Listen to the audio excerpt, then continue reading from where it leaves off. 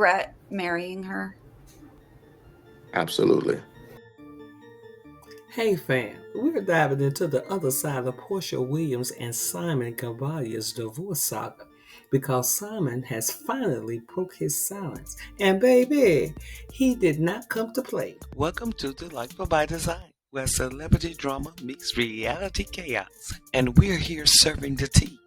I'm Delightful Soul, your drama-loving host, and if it's messy, shady, or vaguely scandalous, we're talking about it.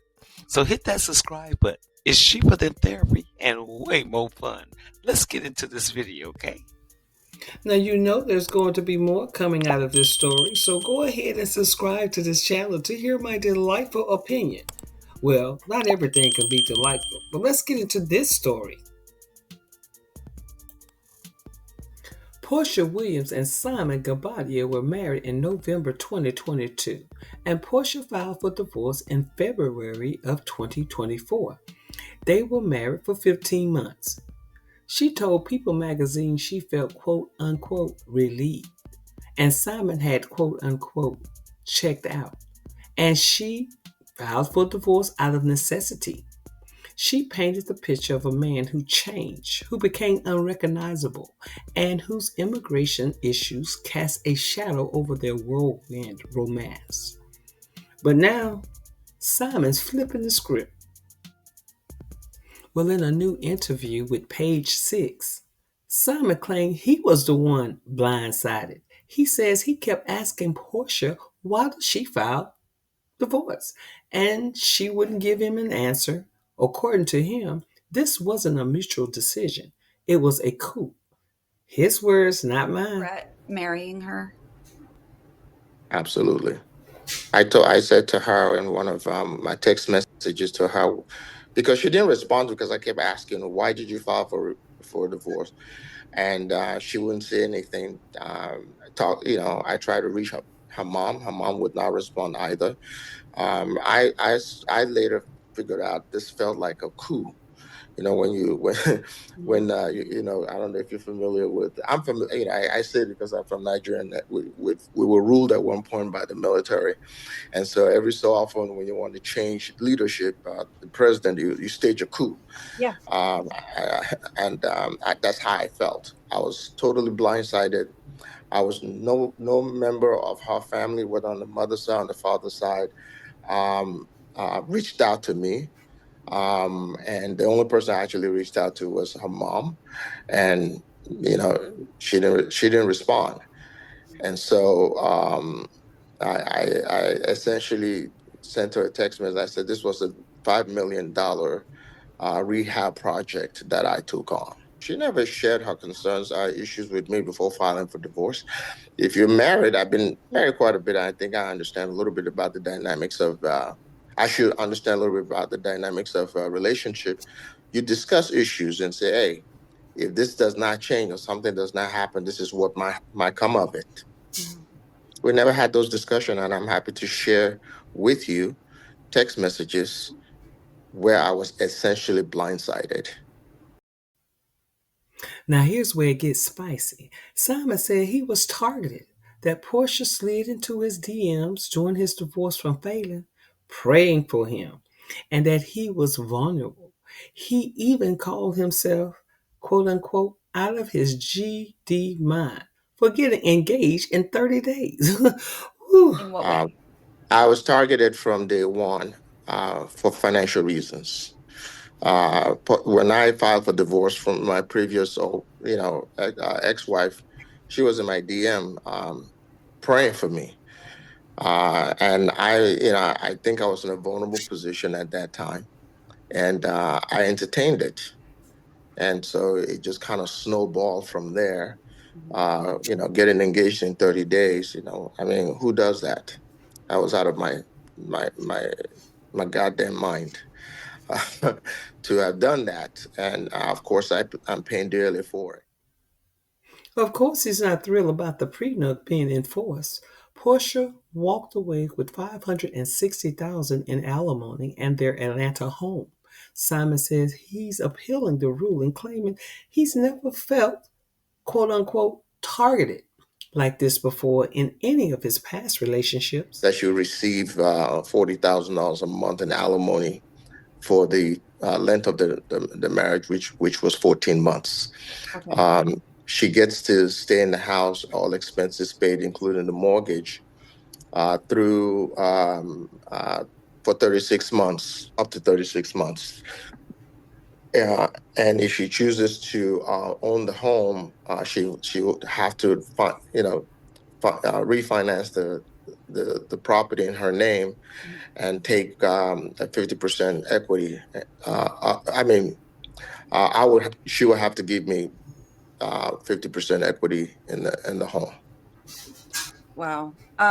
What what is your reaction to that ruling and that decision? It's basically what I've held from day one um, about this case when I realized that I was targeted. I've had prenups in previous relationship, and I've honored those prenups without reservation. Mhm. This time around, I've chosen to challenge in court all the way to the Supreme Court if I have to. This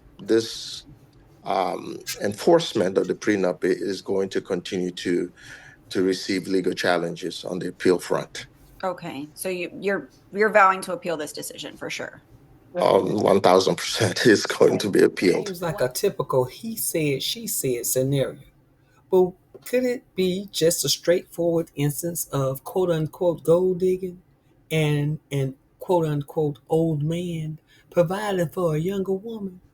Portia's story revolves around reclaiming her power, safeguarding her peace, and leaving with Simon's money while maintaining her dignity. As for Simon's perspective, it conveys feeling of betrayal, regret, and a sense of having been deceived. What did you expect when you were still married and Portia was in your DMs? No principles, right? Portia was quite calculating, and I think Dennis was in on this too. But Simon is a successful businessman, a millionaire, and would certainly have been mindful of protecting his wealth.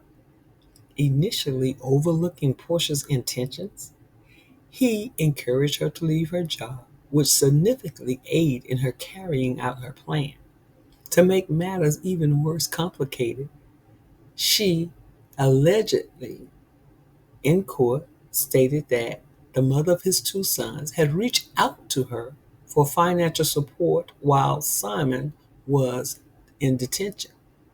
But in reality, there's evidence that you, Portia, initially contacted her to establish a claim for child support payments, even though it wasn't required of you. But thank you, girl. Let's take a listen to this.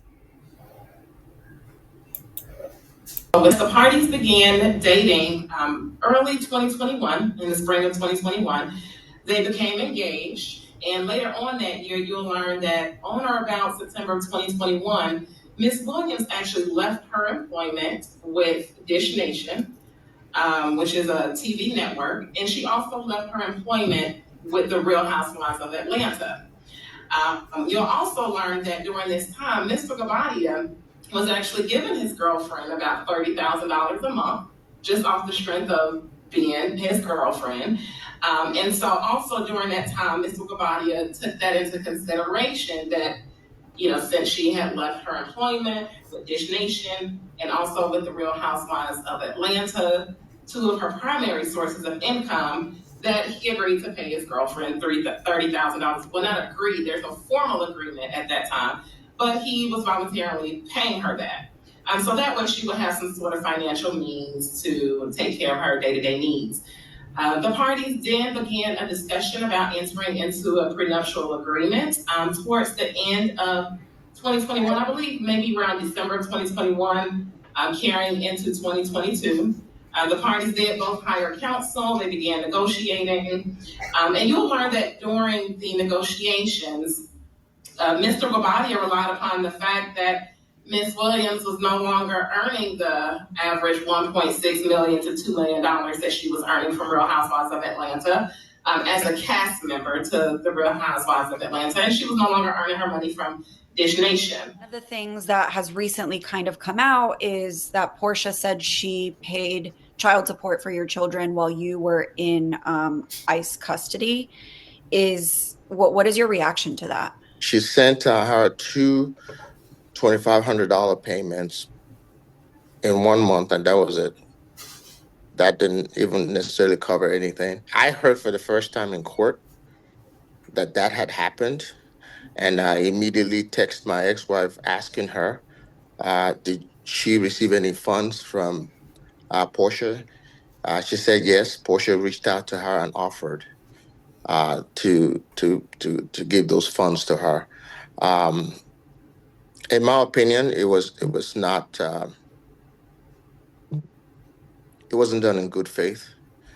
It was done to give a narrative in court or to the public that I paid Simon's um, um, I paid Simon's child support. Somebody lying about asking for that child support, and I'm about to clock it in just over a minute. Now, just over 2 weeks ago, we had heard some snippet from Portia's divorce hearing where she had disclosed that she had been paying Simon's child support. Now, after that story came out, Simon's baby mother had reached out to a blogger by the name of Straight from the A over on YouTube to show her side of the text messages to try and prove that she never asked Portia for that child support. Now, Straight from the A shows the text thread between Portia and I believe the first baby mother's name is Marcia, and I'm going to read you the messages from here. Just a simple observation. Why the hell the blogger got Marcia's name saved in her phone? The thread starts out by Portia saying to Marcia, "Hey, I got your number from Lauren, my assistant. She said that you called asking about the bookshelf for the boys. I'm going to coordinate a time with you so that we can send what the boys need from." Then the message kind of gets cut off.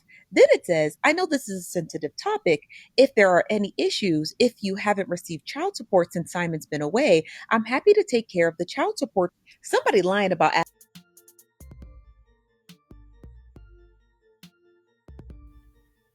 So who's telling the truth? Maybe both, maybe neither. But one thing's for sure, this divorce wasn't just messy, it was made for reality TV. Let me know in the comments, are you Team Porsha or Team Simon? Or team they both need to log off and heal? And the only advice that I can give to you, Simon, never trust a big butt and a smile. As always, I thank you for watching my channel. Until next time, stay delightful and bye for now.